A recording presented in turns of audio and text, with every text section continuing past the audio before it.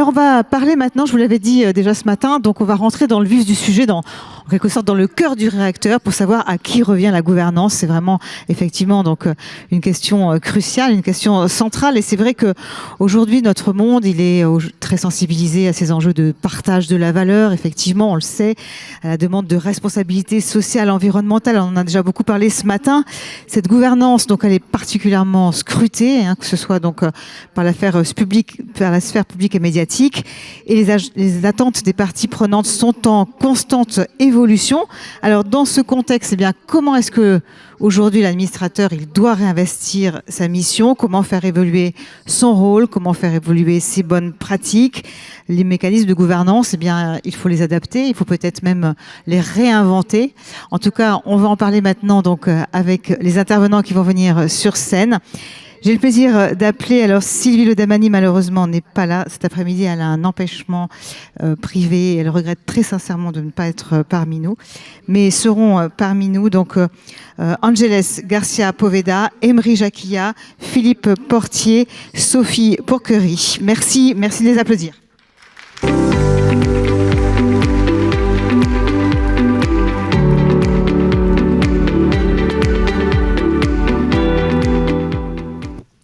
Merci de vous installer. Voilà. On va démarrer justement sur ce thème donc de la gouvernance avec vous, Emery Jacquilla. Alors, on parle beaucoup de vous en ce moment et de votre entreprise, notamment ce matin, pour ceux qui ont lu les Échos, vous avez dû voir cette annonce donc sur votre entreprise, donc la Camif. Donc, je vais vous présenter d'ailleurs, pardon, excusez-moi. Je vais reprendre donc Sylvie Le Damany qui n'est pas parmi nous. Ángeles García Poveda, vous êtes présidente du conseil d'administration de Legrand.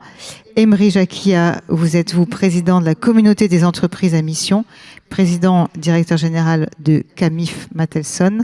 Philippe Portier, vous êtes à côté de moi, vous êtes secrétaire national de la CFDT en charge du développement durable. Et Sophie Porquerie, vous êtes vice-présidente de France Invest. Alors, pour démarrer, donc, Emery Jacquilla, je suis tellement contente de cet article que j'étais partie directement dessus. Parce que j'avoue que dès que j'ai ouvert les Échos ce matin et que j'ai vu qu'on parlait de vous, je me suis dit, formidable. Donc, une entreprise donc, qui passe sous... on ne peut pas vraiment dire qu'elle est rachetée par une autre, parce que j'ai l'impression que c'est davantage de la collaboration, finalement, avec la Maïf. Donc, et c'est vraiment un bel article qui vous est consacré. J'invite tout le monde à le lire.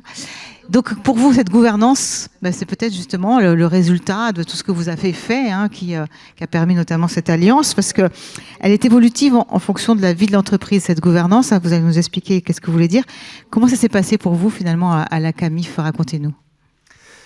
C'est une histoire entrepreneuriale. Moi, j'ai repris Camif en 2009, après que cette coopérative qui avait été créée en 1947 par des instituteurs, qui s'est regroupée après-guerre et qui a connu des heures de gloire avec le gros catalogue qu'on a beaucoup connu, et fait faillite. Et donc, moi, j'ai relancé en 2009 sur un modèle d'impact positif qui était sans doute le seul modèle viable, en misant sur le local, en faisant le choix du Made in France, du durable. Vous étiez précurseur quand même à l'époque. Ah oui, il n'y avait pas eu encore le ministre qui portait la marinière, il n'y avait pas le slip français, le Made in France, c'était vraiment très ringard, mais c'était pour nous une façon de réengager toutes les parties prenantes dans le projet Camif, et en particulier l'écosystème de fournisseurs avec lesquels on travaille. On travaille aujourd'hui avec 106 fabricants français dans tout l'équipement de la maison, le mobilier, la literie, le linge de maison, l'électroménager. Et quand on a dit on va relancer Camif, mais sur un modèle d'impact positif, sur la consommation responsable, on va valoriser vos savoir-faire, vos métiers, et c'est ça qu'on va proposer aux clients qui étaient attachés à cette marque. Là, on a eu une attention singulière de la part de ces fabricants, qui représentent aujourd'hui 77% de notre chiffre d'affaires. Le choix aussi qu'on a fait, c'est de miser à Niort, favoriser recréer des emplois à Niort. On a recréé 200 emplois à Niort à travers la relance de Camif, l'implantation d'un centre de relations clients à Niort et également un centre logistique. Et ce modèle d'impact s'est imposé à nous. Vous êtes vraiment un exemple là, pour nous tous, là, vraiment. Je ne sais pas, mais en tout cas, ce qui est sûr, c'est que la crise qu'a connue Camif est probablement le contexte aussi de crise financière, parce que, comme tout le monde le sait, après la chute de la Camif, il y a eu celle de Lehman Brothers et la crise financière mondiale. plus de banquiers pour financer des aventures comme les nôtres. Et si on a quand même réussi en 2009 dans le contexte de lever des fonds pour redévelopper Camif et réinventer son modèle, c'est parce qu'on a eu le soutien justement de tous les acteurs du territoire, la communauté d'agglo de Niort, la région, qui ont garanti 95% de nos emprunts, ce qu'ils n'auraient jamais fait s'ils n'avaient pas perçu l'impact positif du projet. Donc en remettant finalement un impact positif sur des enjeux sociaux, sociétaux, environnementaux, ça a été notre façon de réengager tout l'écosystème de parties prenantes de Camif.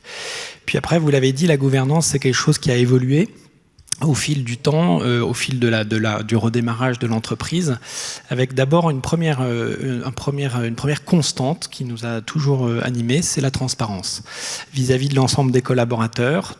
Depuis la relance, toutes les semaines, on fait un point qui dure entre une demi-heure et 1 heure, en réunissant toute l'entreprise, et on aborde toute l'actualité, l'activité de l'entreprise, et tous les projets qui veulent être proposés par des collaborateurs peuvent l'être à ce moment-là.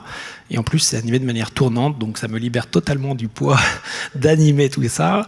Et je crois beaucoup à la transparence et à une démarche très collaborative, parce que c'est la seule façon d'engager finalement les collaborateurs et toutes les parties prenantes dans le projet de l'entreprise pour le rendre rigoureux, résilient quelque part et fort.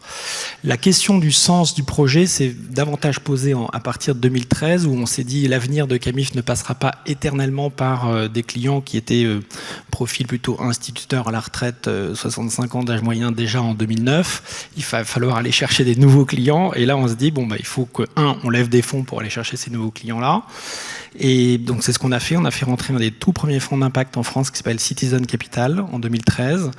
Et à ce moment-là, s'est posé la question du sens de l'entreprise. On a fait également la rencontre d'Armand Hachuel, je crois que vous avez reçu ce matin, et de Blanche Ségrestin, dont les travaux nous ont beaucoup inspirés au point qu'on a fait le cas d'école de l'école des mines.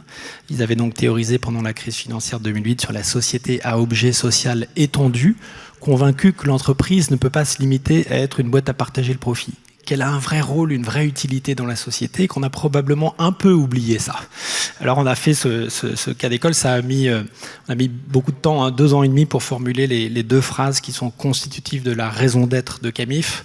Non pas que nous ne soyons pas très efficaces, parce que 2 ans et demi pour 2 phrases, c'est pas très efficace, mais parce qu'on a interrogé largement, là encore, l'ensemble des parties prenantes, des clients, des collaborateurs, des acteurs du territoire, des fournisseurs, sur au fond une question essentielle que toute organisation peut être amenée à se poser au fond, c'est pourquoi on existe et à quoi on sert.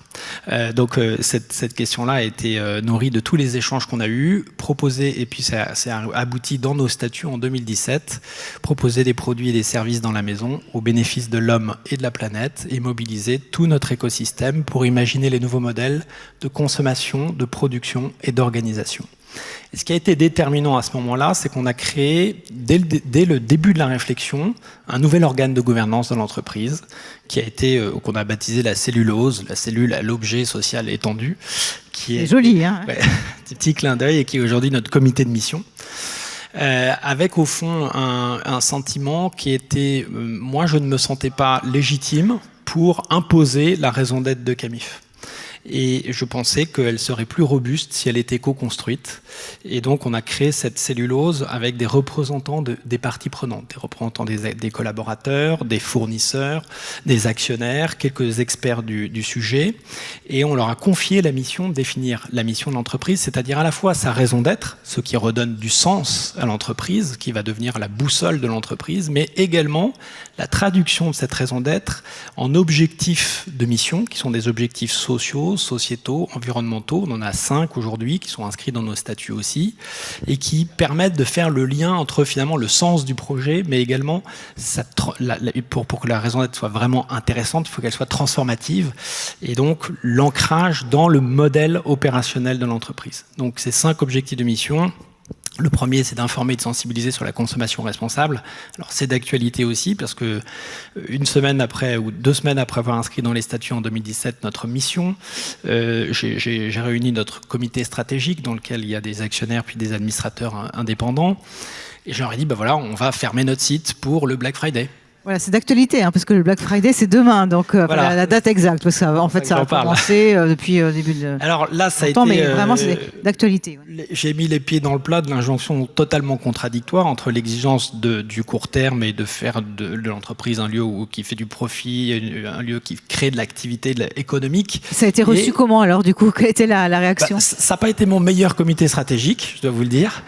Mais il y a eu beaucoup de débats sur, au fond, justement, à partir du moment où on met ça dans nos statuts, ce qui est très fort, c'est que ça nous permet d'avoir l'alignement des actionnaires par rapport au fait que l'entreprise n'est pas là uniquement pour servir leur intérêt propre, leur intérêt financier, mais elle est là aussi pour une mission qui dépasse l'entreprise elle-même. Hein, la mission de la consommation responsable, ça dépasse largement Camif. Alors, là, il faut des dirigeants courageux et tenaces. Et j'étais convaincu que c'était une très belle chose à faire, une très bonne chose à faire pour l'entreprise. C'est ça, il faut être convaincu, en fait. Hein, c'est ça, il faut vraiment le sentir soi-même. Ça, je crois que, évidemment, ce sujet-là passe par une prise de conscience personnelle du dirigeant et de l'ensemble des équipes et de l'ensemble des administrateurs du rôle et de notre responsabilité aujourd'hui. Quand on a aujourd'hui le pouvoir dans une entreprise de faire changer les choses, il faut l'utiliser parce qu'on est quand même face à des défis sociaux, environnementaux majeurs et je pense qu'on est probablement la première génération à avoir pris conscience du lien entre ce qu'on observe, le dérèglement climatique, les problèmes de biodiversité et nos modes de vie. Nos modes de consommation, de production, de modes de faire entreprise. Et donc on est aussi la dernière génération à pouvoir agir avant que tout ça nous échappe.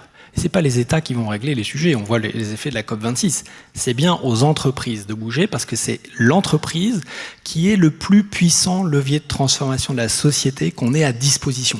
Notre responsabilité aujourd'hui, c'est d'activer ce levier de transformation de la société. Ce qui passe par se transformer soi-même.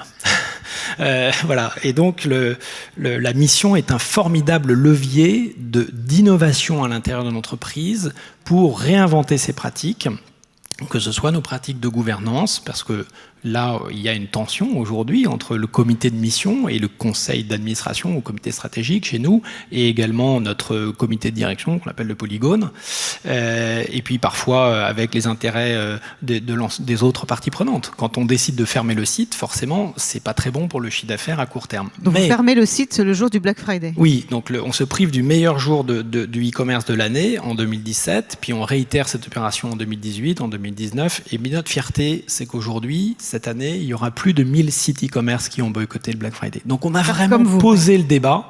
Alors ils vont pas jusqu'à fermer leur site, mais c'est pas grave parce qu'aujourd'hui vraiment le sujet est passé dans la société.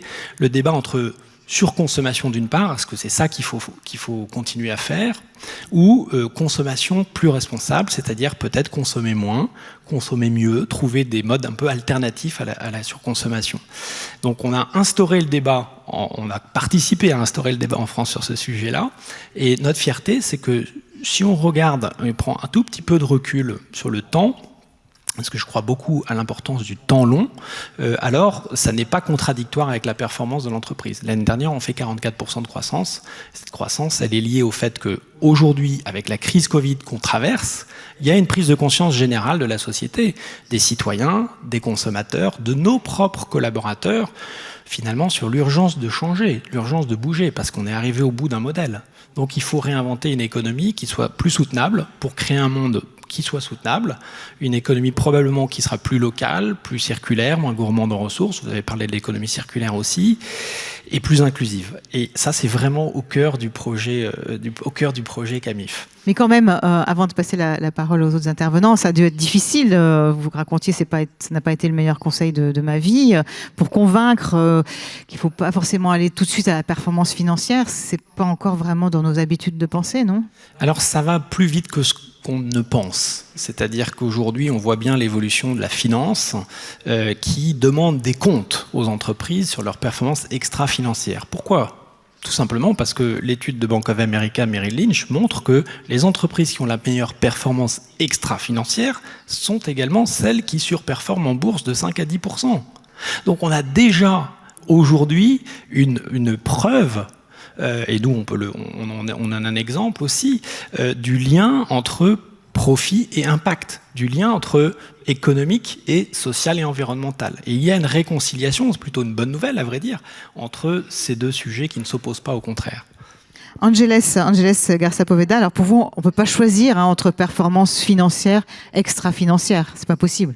On ne peut pas et on ne doit pas, et je suis parfaitement alignée avec Emery sur son analyse.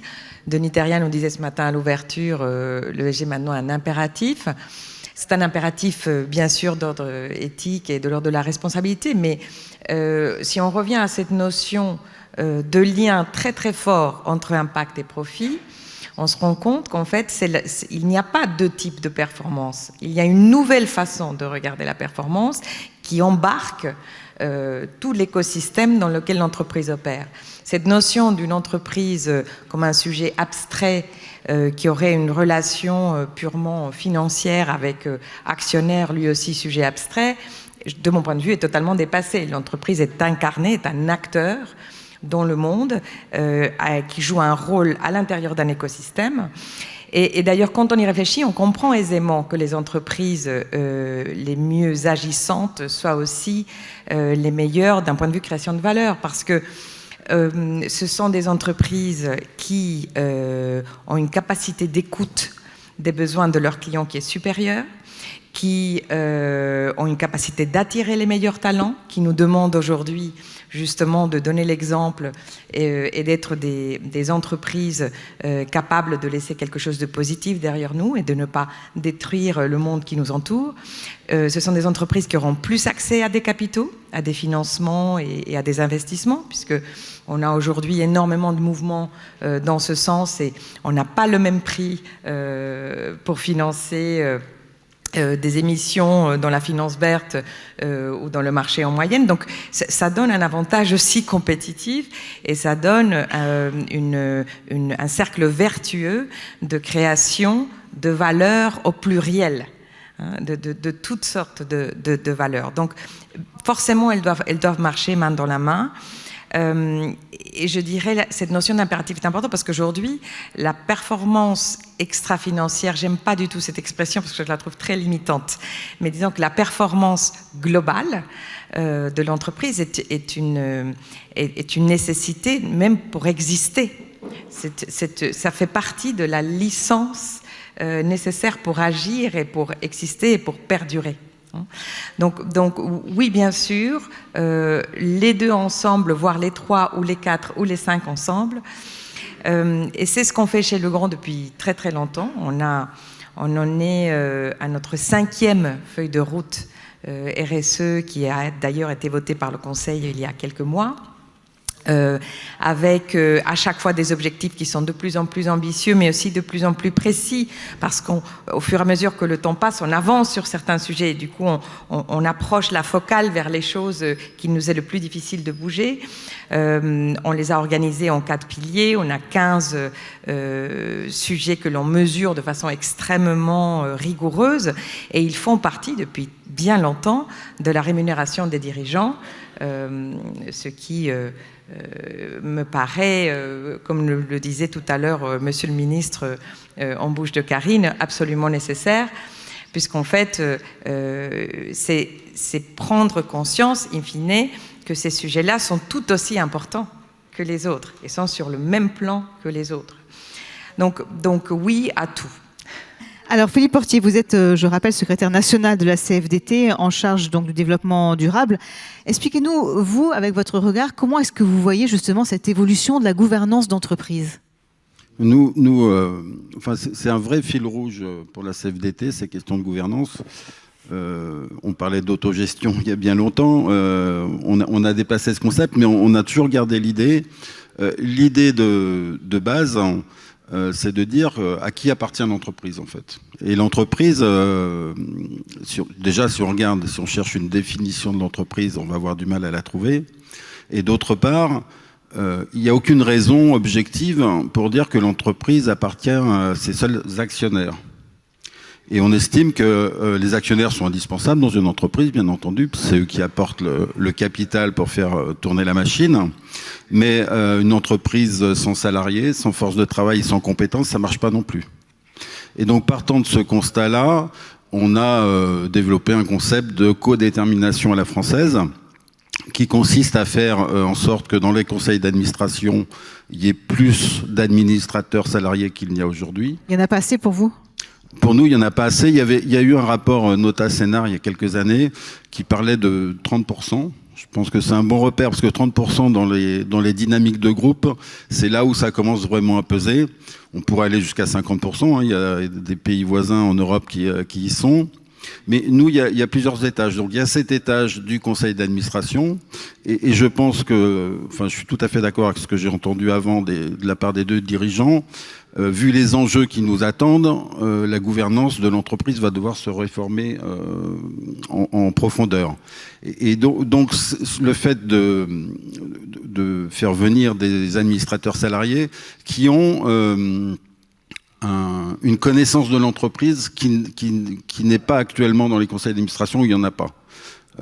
Ils connaissent l'entreprise, ils connaissent l'histoire de l'entreprise, ils connaissent son fonctionnement interne et des fois mieux que les managers ou d'une manière différente. Ils connaissent bien l'intérieur de l'entreprise, mais est-ce qu'ils connaissent assez, on va dire, tout l'environnement ? Enfin, alors peut-être oui, les concurrents, mais je veux dire, les nouveaux écosystèmes, est-ce qu'il n'y a pas parfois un manque de formation pour eux quand même ? Ah, si, il y a clairement besoin de formation. Enfin, moi, quand je discute avec des administrateurs salariés, CFDT pour la plupart du temps, ce qu'ils m'expliquent, c'est que leur arrivée au conseil d'administration est très compliquée. Mais très compliquée parce qu'il leur manque des codes. Il leur manque clairement des formations dans la finance, dans la stratégie de l'entreprise, mais aussi, je dirais, dans le positionnement, dans le savoir-être. Ce sont souvent des syndicalistes et quand on est dans un conseil d'administration, on n'est pas là pour revendiquer quelque chose. On est bien là en tant qu'administrateur. Et ce positionnement n'est pas toujours simple, y compris sur les questions de confidentialité, où quand on est élu par des salariés, ils nous donnent un mandat et on leur doit quelque chose en termes de mandat. Donc ça, je pense que c'est important. Donc je disais, il y a 3 niveaux dans notre idée de codétermination à la française. Donc le premier niveau, c'est au niveau du conseil d'administration. Le deuxième niveau, c'est au niveau des représentants du personnel, qu'on appelle le comité social et économique maintenant.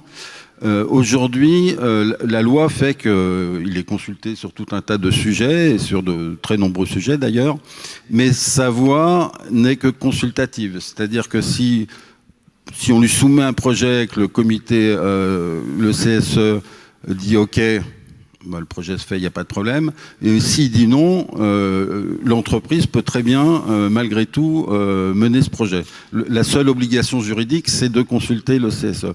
Et nous, on voudrait avancer sur un avis conforme. C'est-à-dire que le projet ne puisse voir le jour qu'à partir du moment où le CSE dit OK. Ce qui obligerait, selon nous, à bien mieux expliquer le projet, à se mettre d'accord et écouter beaucoup plus la voix des salariés par le biais de leurs représentants qui ont des choses à dire sur ce projet. Et enfin, le troisième niveau, c'est au niveau des salariés, ce qu'on constate, et ça monte fortement.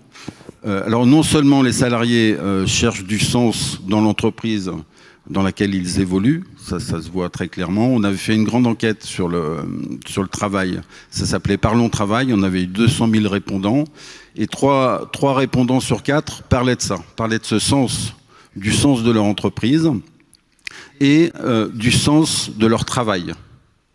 Et pour ça, il faut que les organisations du travail impliquent beaucoup plus les salariés dans la définition de leur travail et dans la définition de l'organisation du travail, de manière à entraîner tout le monde dans le même sens, y compris sur la raison d'être et sur les objectifs de la mission. Sur la raison d'être et sur la mission, bien sûr. Alors, Sophie Pourquerie, vous représentez, vous, les fonds d'investissement. Je vous voyais hocher la tête par rapport à ce que nous disait donc à l'instant Philippe Portier. Comment est-ce que vous voyez, vous, ce rôle d'administrateur? Il change finalement, il évolue en ce moment, il est plus seulement axé sur le développement économique. Vous aussi, vous le sentez, il y a d'autres acteurs, enfin d'autres facteurs, pardon, qui rentrent en ligne de compte? Oui, alors effectivement, je hochais la tête de tout ce que disait Philippe Portier parce que ça me rappelle tout un tas d'anecdotes de ma vie d'actionnaires dans des sociétés industrielles, parce que j'ai la casquette France Invest, mais je co-dirige également un fonds d'investissement qui est plutôt industriel. Donc je revoyais des situations avec des ouvriers au sein du conseil d'administration et un vrai besoin de comprendre l'entreprise. Et effectivement, pas forcément les codes, parce qu'à la limite, dans les PME, il n'y a pas forcément de code, mais ne pas comprendre les chiffres, avoir envie de poser des questions. Et je suis d'accord, il faut le former, en fait. Il faut former tout le monde, d'ailleurs, autour de la table. Donc, complètement d'accord avec ce que vous avez dit. Alors, sur France Invest, donc France Invest est une association qui regroupe 400 fonds d'investissement en France. Et je vous donne juste quelques chiffres pour que vous puissiez comprendre comment je peux m'insérer dans le débat aujourd'hui. Donc, on a investi dans à peu près 8300 entreprises en France. Il y en a 80% qui sont des PME. C'est important parce que la gouvernance d'une PME, ça n'est pas tout à fait la même chose que la gouvernance d'une ETI et encore moins une société grand compte ou du CAC 40. C'est beaucoup moins organisé. On est vraiment au balbutiement, en fait, de la gouvernance. Donc, quand on arrive au capital d'une PME, c'est très souvent en primaire, c'est les premières opérations, et on est le premier lien avec le dirigeant sur l'instauration et la mise en place d'une gouvernance. Donc c'est les tout premiers pas, on va dire qu'on travaille le terreau pour la suite, puisque notre objectif c'est pas de rester indéfiniment dans une entreprise, c'est de lui permettre de grandir et ensuite de passer les étapes suivantes et puis de découvrir les joies du conseil d'administration. D'un point de vue formel, parce que j'ai souvent la question qui m'est posée par des administrateurs indépendants, on a très peu de conseils d'administration en fait, on est plutôt organisés, dans les sociétés dans lesquelles on investit sont plutôt en SAS et on est dans un mécanisme de conseil de surveillance, comité stratégique avec un président ou on va dire un directoire, parfois un COMEX à organiser. Donc c'est pas tout à fait, voilà, c'est le début, c'est important de le poser.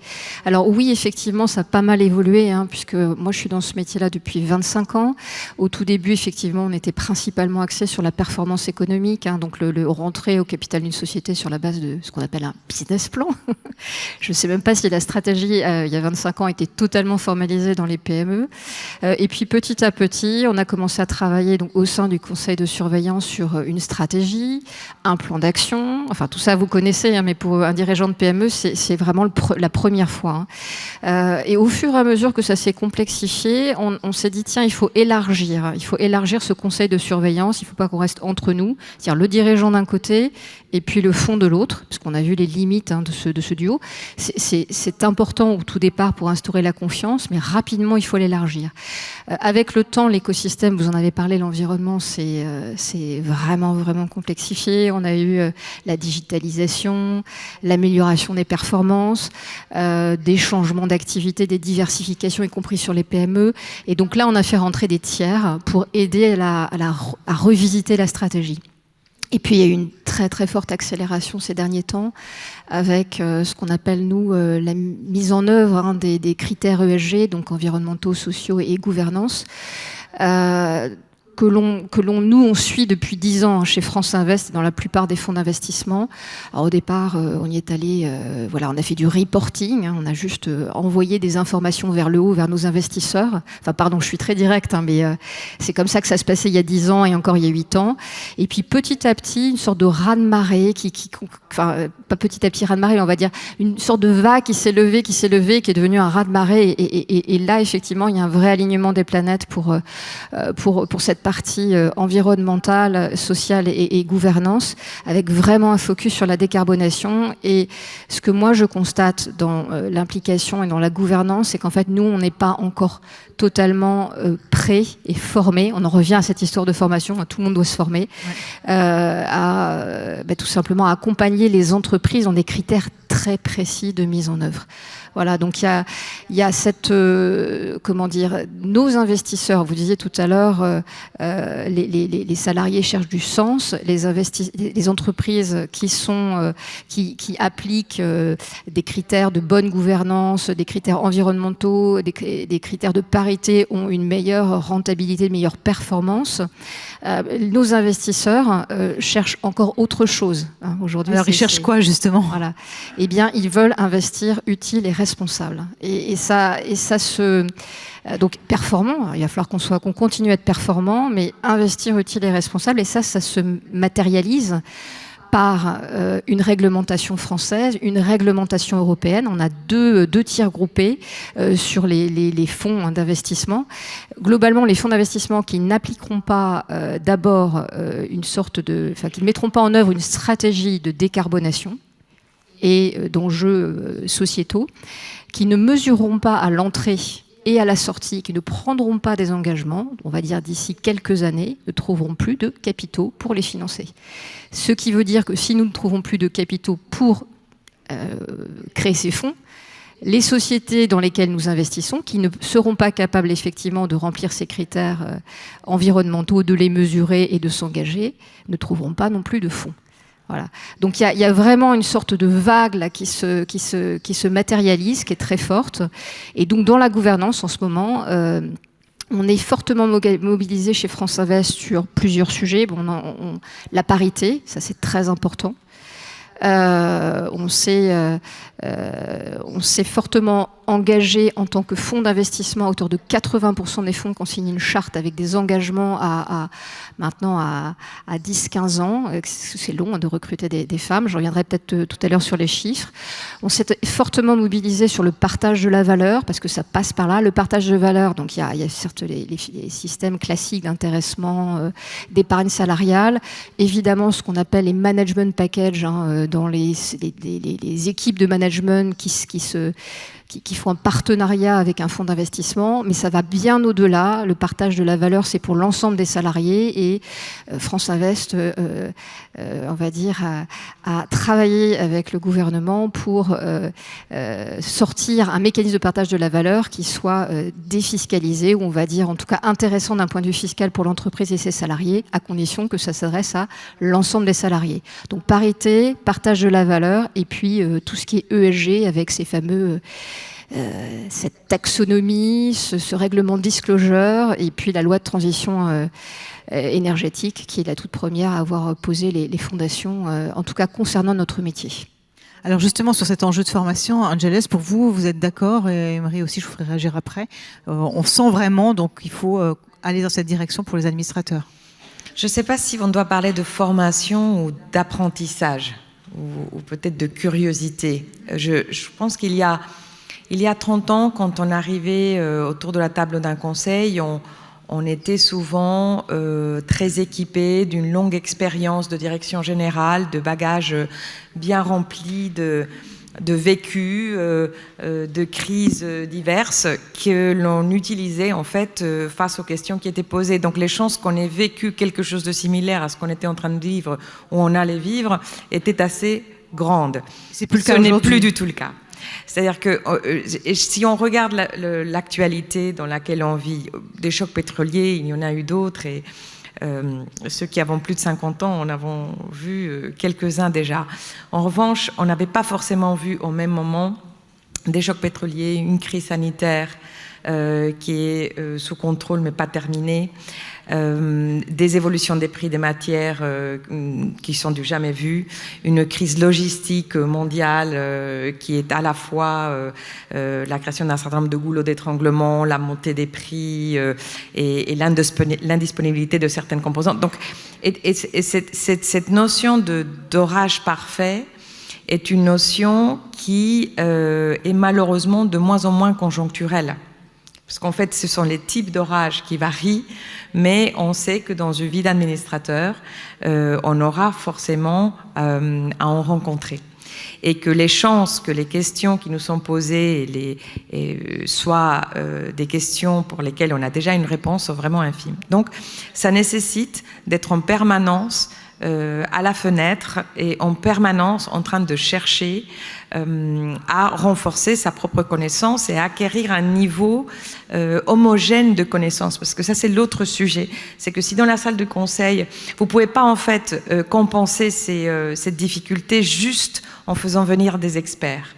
Parce que les groupes humains ne fonctionnent pas comme ça et qu'il faut, pour pouvoir avoir de l'influence, pour pouvoir réfléchir ensemble, cette notion d'intelligence collective ou d'intelligence augmentée dont nous parlaient ce matin nos académiciens est extrêmement importante et c'est comme ça que les conseils font évoluer les choses.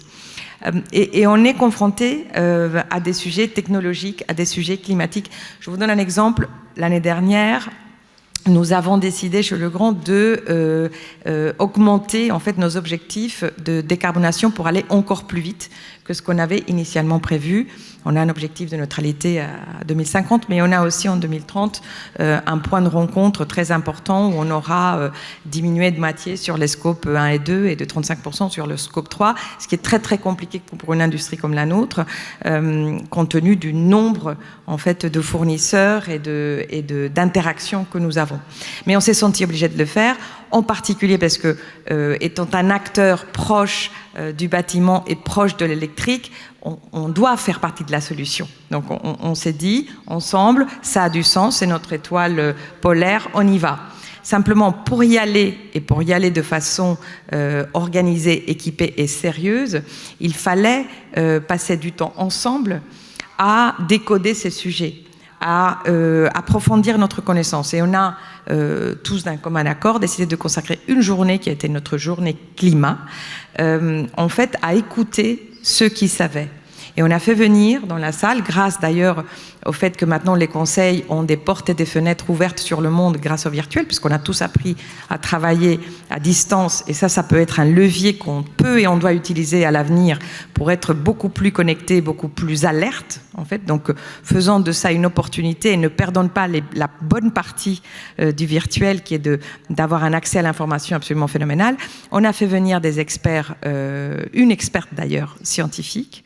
On a fait venir des experts en réglementation, on a fait venir des représentants des actionnaires qui nous parlaient de la façon dont eux regardaient les investissements et qui disaient exactement ce que dit Sophie, c'est-à-dire ceux qui ne le feront pas d'eux-mêmes se verront obligés de le faire parce que de toute façon, il n'y aura pas d'autre moyen de faire du business. Et en fait, au terme de cette journée, on n'est pas tous devenus diplômés PhD en climat et en décarbonation, mais on avait quand même un tissu et un niveau de connaissance qui était beaucoup plus profond et beaucoup plus homogène.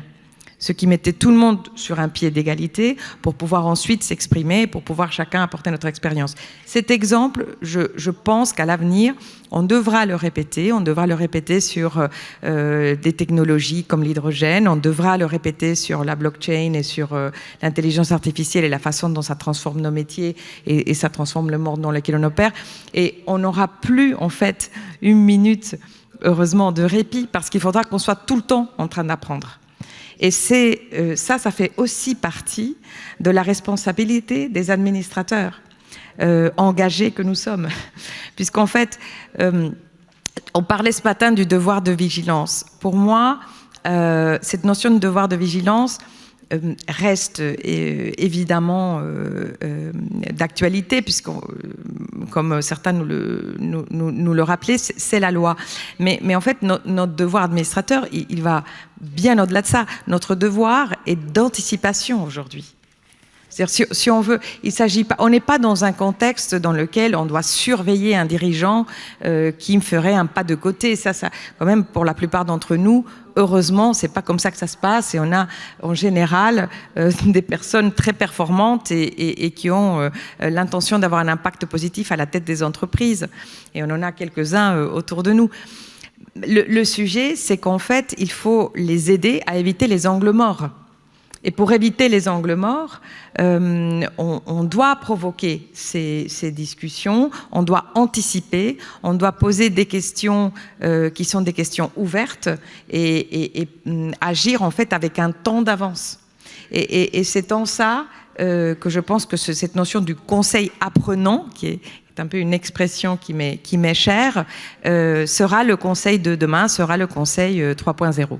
C'est pas facile d'avoir un temps d'avance parce qu'effectivement, vous le disiez précédemment, l'administrateur regardait plutôt dans son passé pour arriver à construire la stratégie. Et là, ce matin encore, Philippe de Sertine nous disait, au contraire, avec le Covid, on a vu qu'il fallait pas du tout appliquer les mêmes stratégies que par le passé, presque les stratégies inverses. Hein. Donc, il y a des prises de position qui sont pas évidentes à prendre.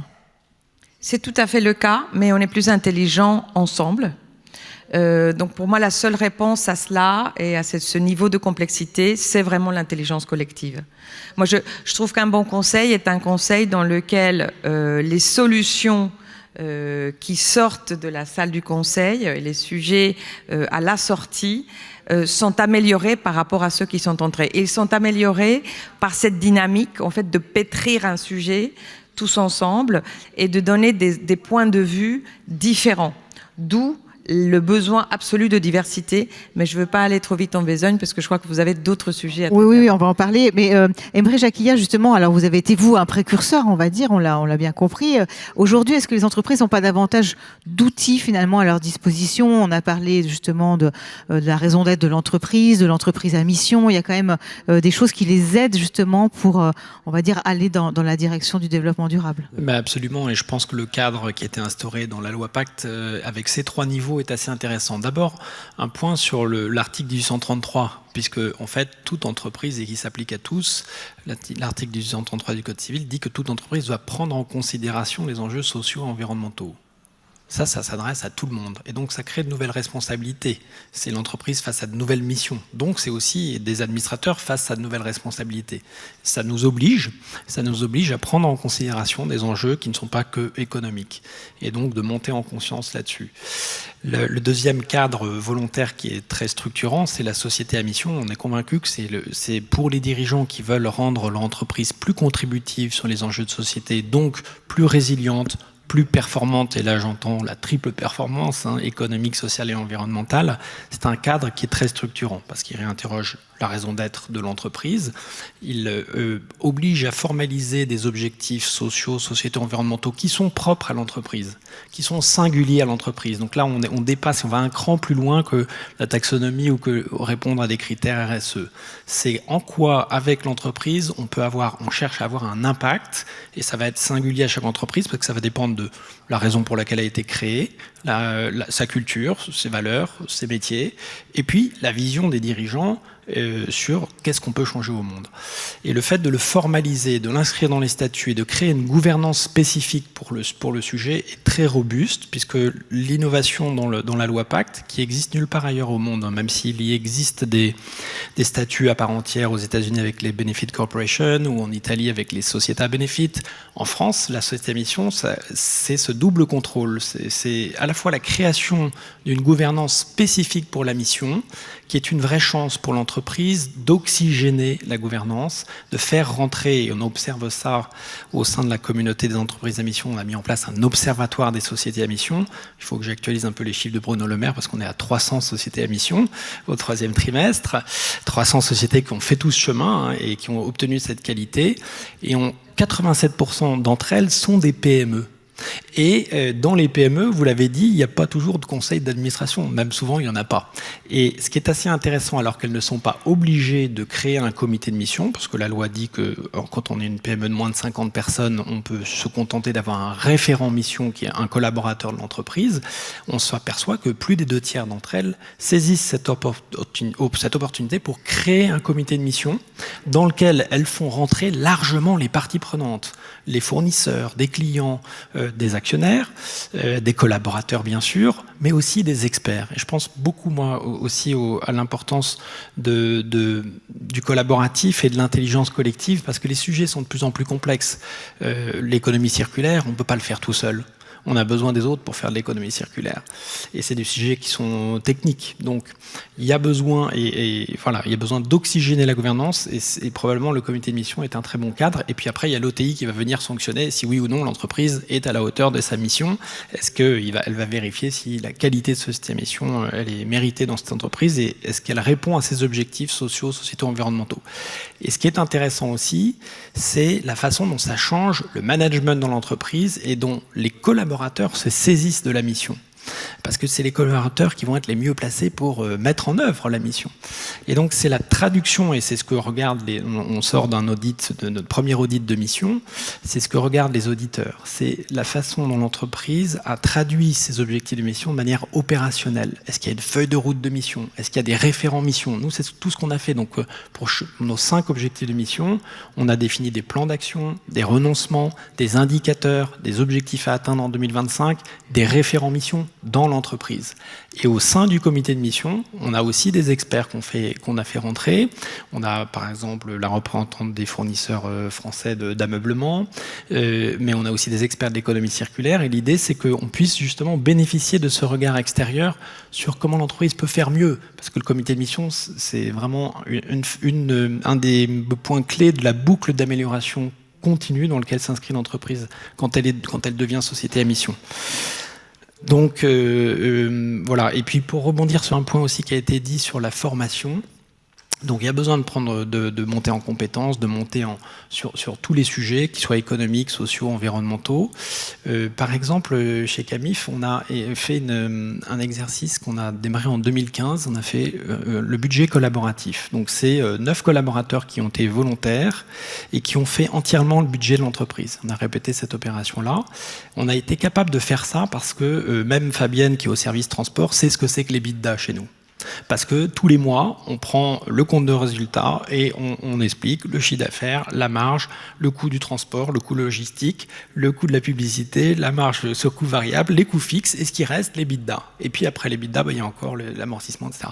Et cette pédagogie qu'on fait tous les mois autour de qu'est-ce que c'est un compte de résultat, comment fonctionne une entreprise, c'est fondamental parce qu'à partir du moment où les collaborateurs comprennent, et que c'est eux qui prennent la main sur la définition même du budget, c'est juste un beau levier d'engagement. Philippe Portier, ça doit vous inspirer, j'imagine. Vous aimez plutôt parler que de parler de parties prenantes, parler de parties constituantes. Expliquez-nous la différence. Pour vous, c'est quoi? Oui, en fait, je reviens à ce que je disais tout à l'heure, en fait, sur le fait qu'il y ait, pour faire fonctionner une entreprise, des actionnaires et des salariés avec leurs compétences et leur force de travail. Et c'est en ça qu'on dit qu'il y a des parties constituantes que sont les actionnaires et les salariés. Et on fait l'indistinction avec les parties prenantes qu'on cite traditionnellement quand on parle RSE, qui à notre sens, n'ont pas à diriger l'entreprise en tant que telle, mais ont à intervenir dans le processus. Sur la société à mission, par exemple, c'est indispensable. C'est indispensable d'avoir un dialogue avec les parties prenantes. Et on pense souvent aux ONG environnementales, mais il y a aussi les collectivités locales, parce que le territoire, c'est quelque chose d'important et de plus en plus important. Donc par rapport à ça, on fait bien la distinction entre ce qui est partie constituante et partie prenante. Alors, vous avez évoqué tout à l'heure, Angeles, la diversité, la mixité. Donc, est-ce que ça aussi, ce sont, on va dire, pour la gouvernance de demain, des axes à prendre en compte, des impératifs à prendre en compte? On en a parlé déjà, on l'a évoqué déjà ce matin, en disant que ça permettait là aussi d'améliorer les ratios financiers de l'entreprise. Même si ce n'est pas l'objectif. Alors, c'est le cas et j'aime bien, encore une fois, parler de diversité au pluriel. Et d'ailleurs... on voit bien l'évolution des conseils en France en matière de mixité, à quel point est-ce que cela a eu des effets secondaires extrêmement positifs sur les autres formes de diversité. Je m'explique. Parce qu'on a eu à un moment donné une contrainte, on a dû réfléchir autrement. Et ça a développé la créativité dans la façon de regarder les compétences, dans la façon de regarder le monde. Parce que on devait, les présidents, qui étaient pour la plupart des messieurs, devaient soudain regarder le marché et de façon très proactive identifier des profils qui allaient venir être invités à la table alors qu'ils ne l'auraient pas été autrement. Et en fait, ce mouvement a provoqué un certain nombre de choses, non seulement le fait qu'on soit aujourd'hui à 43% de femmes dans les sociétés cotées, ce qui est formidable parce que ça nous met en tête par rapport à la plupart des pays européens et très très loin devant les États-Unis, par exemple. Mais le fait que, ce faisant, on a en réalité rajeuni les conseils, on a augmenté le nombre de nationalités présentes autour de la table. On a vu arriver des compétences digitales, des compétences en RSE, des compétences en RH qui ne seraient pas venues autrement. Et donc, on a en fait beaucoup enrichi le tissu au-delà du genre.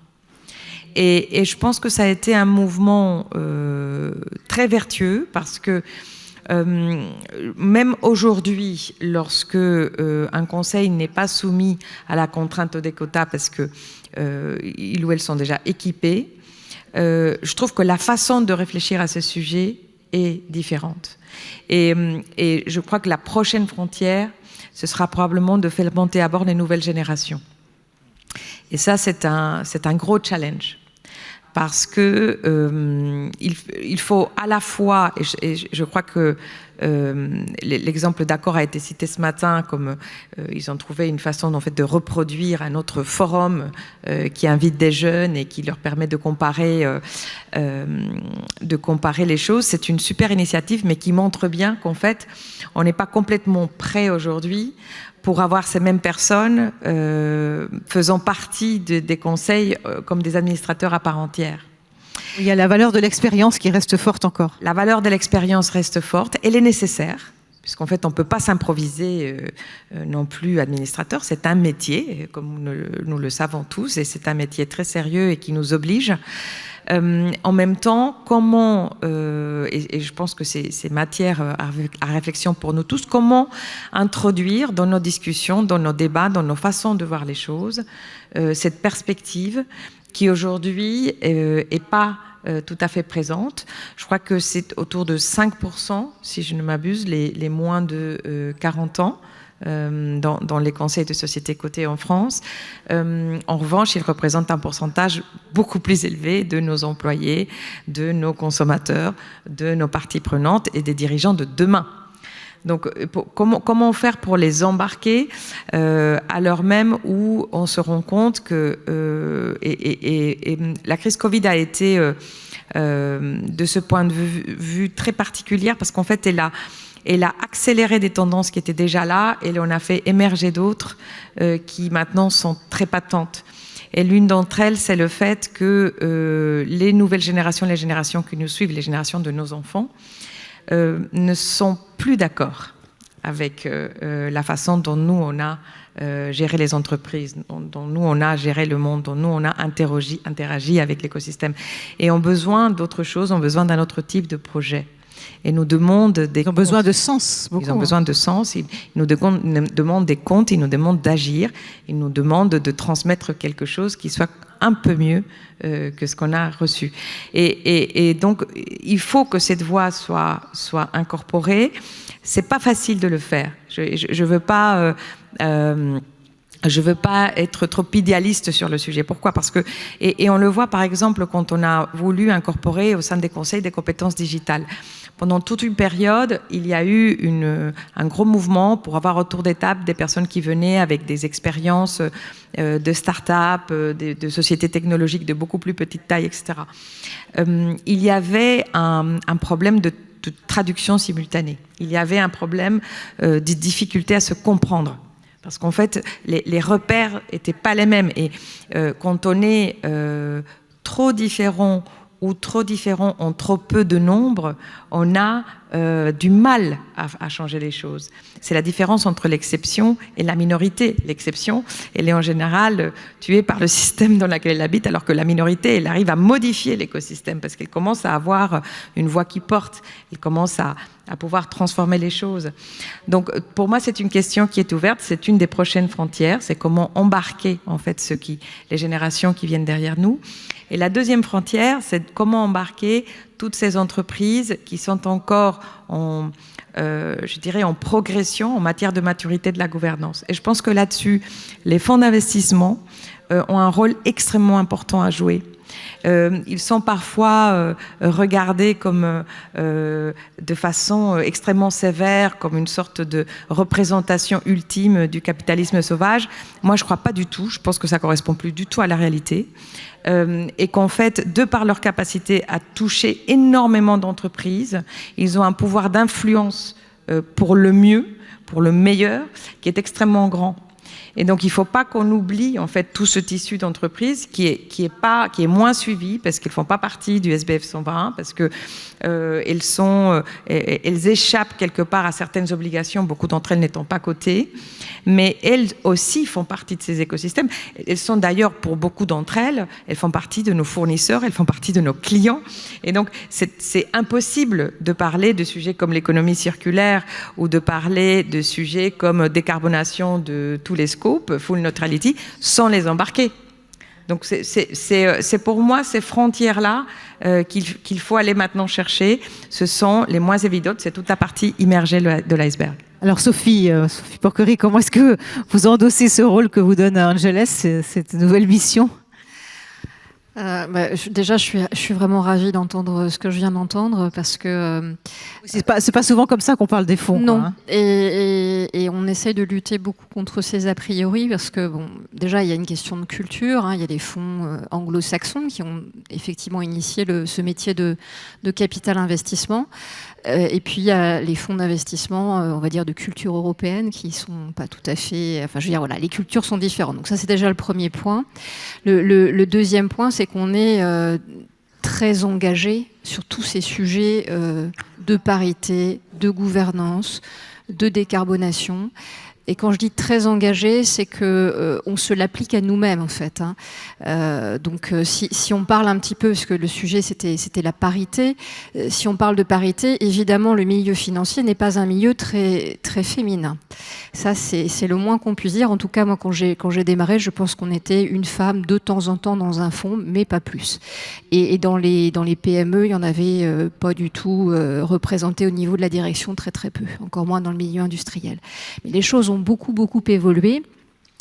Et concernant France Invest, en tout cas, on a pris des vrais engagements à partir de 2018 avec une accélération forte, puisque en dehors de la loi Pacte et la loi Copé-Zimmermann, on a décidé de faire signer à l'ensemble des membres de France Invest. Alors, il y en a 80% qui l'ont signé, c'est déjà pas mal, mais une charte dans laquelle ils s'engagent à on va dire, augmenter le nombre de femmes dans les équipes et surtout augmenter le nombre de femmes dans les comités d'investissement. Et pourquoi on a fait ça ?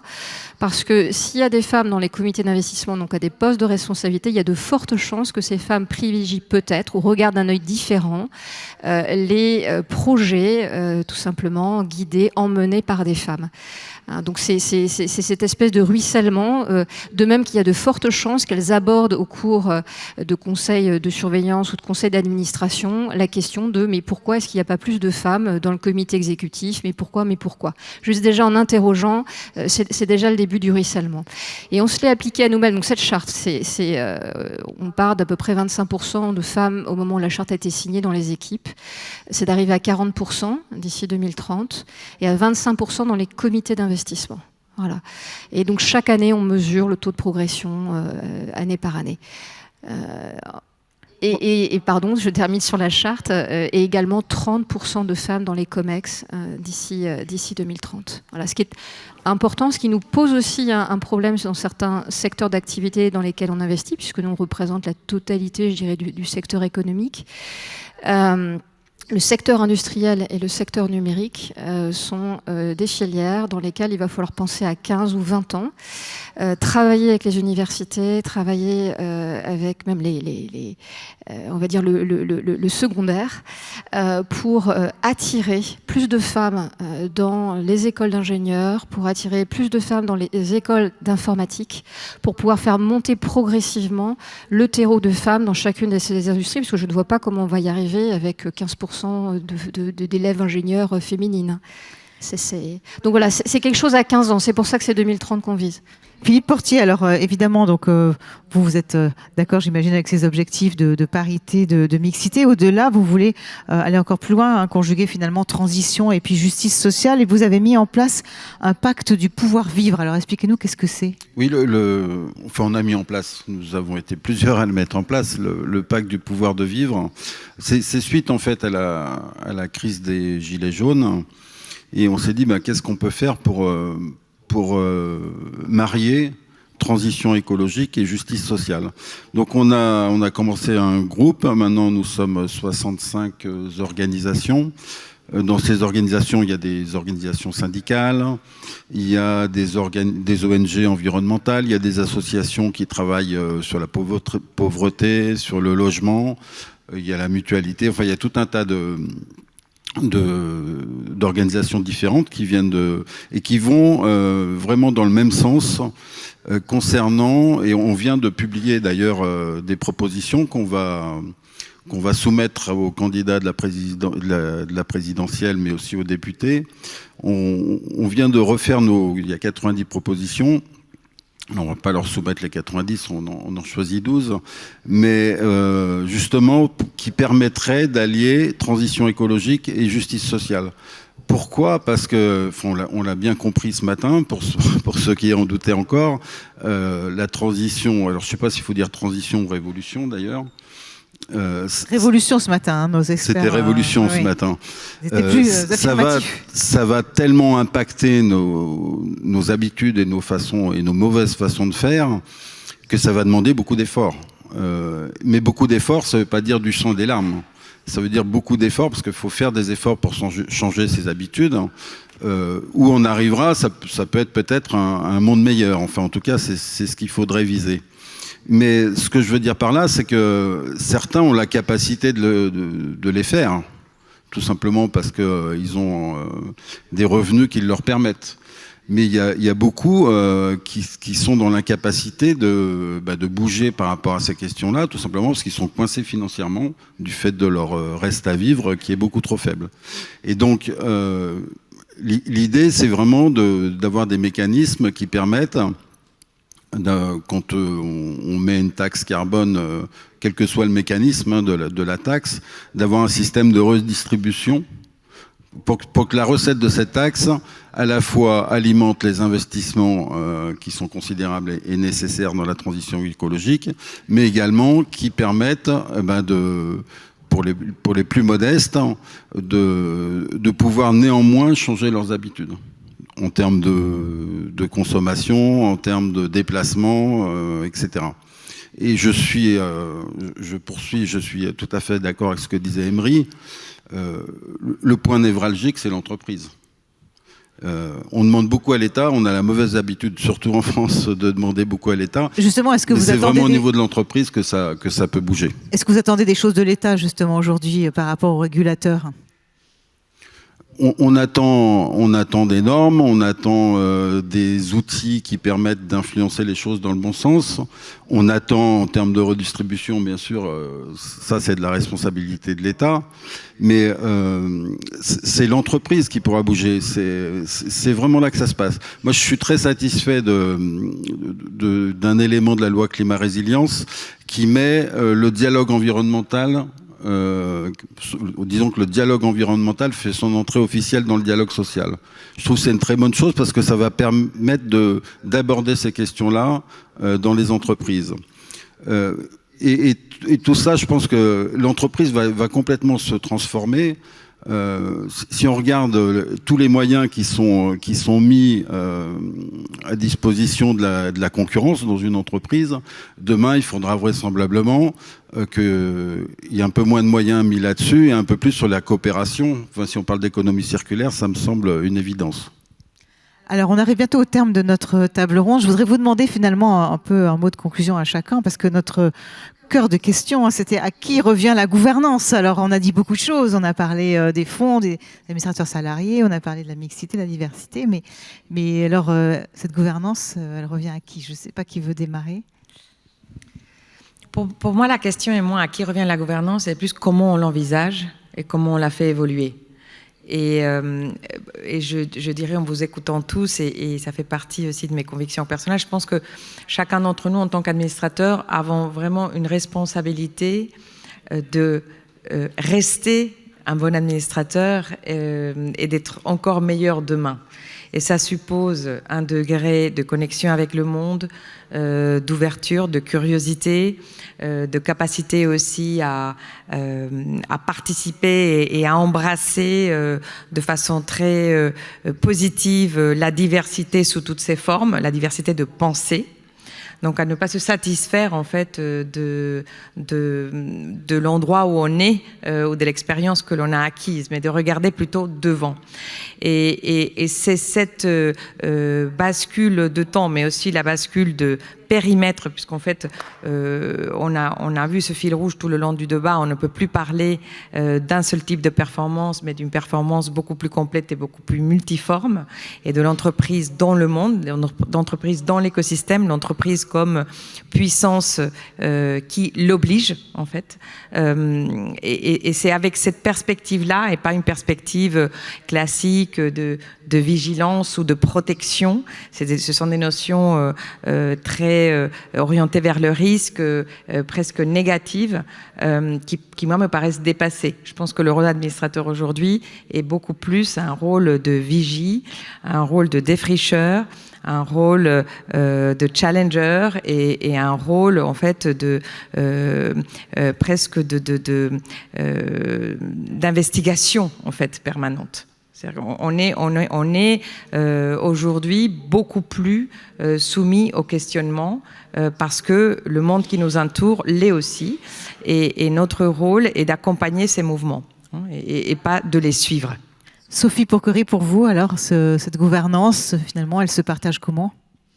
Alors, évidemment, quand une entreprise a un fonds d'investissement à son capital, c'est sûr que il va y rester, entre guillemets, le fonds va rester jusqu'à ce qu'il ait cédé sa participation. Donc, désolé d'être bassement matériel, mais forcément, on en fait partie. En revanche, ce qui est important, effectivement, c'est la multiplicité, la diversité. Bon, je rejoins complètement. On fait appel de plus en plus à des administrateurs indépendants. La BPI, qui est aussi très active, a lancé ses accélérateurs. Et dans les accélérateurs, il y a ce qu'on appelle l'advisory board, qui est une sorte de début de gouvernance au sein des PME pour initier le dirigeant à discuter avec des tiers qui vont venir le challenger d'horizons différents.